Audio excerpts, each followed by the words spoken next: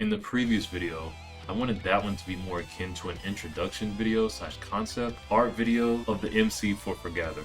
After recording the audio and editing it, I noticed that I didn't really explain my inspirations and reasons why I looked to these games for inspirations well enough. I ended up leaning heavily on the experiences that these games gave me rather than explaining what specific features about the games I enjoyed. Seeing that this video will be a bit shorter than Quill's video, I'll use this video to elaborate more on. Just a side note, I don't plan on elaborating on each of these characters within their concept art videos due to the designs of these not really being 100%. Since I haven't created a character sprite of them yet, their designs may change due to the pixel art and making sure all 4 of them have a good design within the game. For example, the character Maris, which this video is based off of, will most likely have the chest plate removed just because, I'm gonna be honest, I don't know what I was doing with that, but after designing it like twice, one in like a more promotional art and then in this one, in this concept art, I'm starting not to like it. I'm probably just gonna remove it from her character altogether.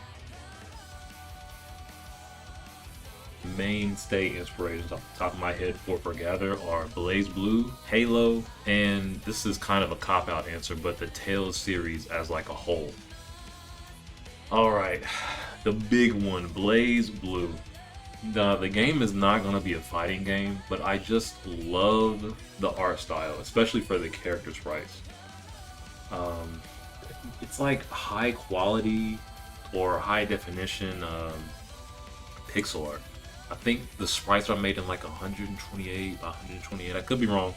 I looked it up a long time ago, but I can't quite remember the details.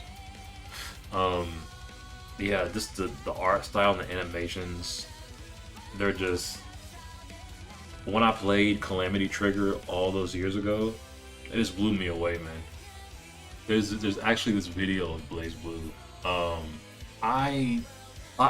Me and my friend are always constantly watching this video, especially me. He goes through the unfortunate time of me pulling it up and watching like that 10-minute video.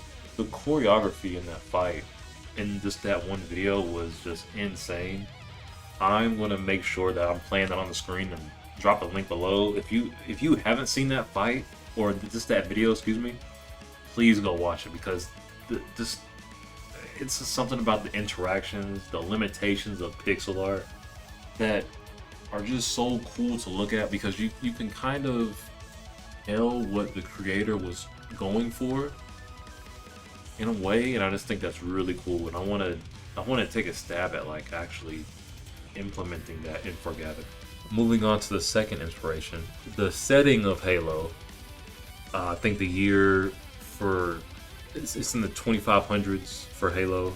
I really like the futuristic look, and it's weird because it's futuristic, but it also has a lot of normalcy to it, if that makes sense. And I really like that setting to where it's not too far in the future to where everything's like a glass city or flying cars everywhere or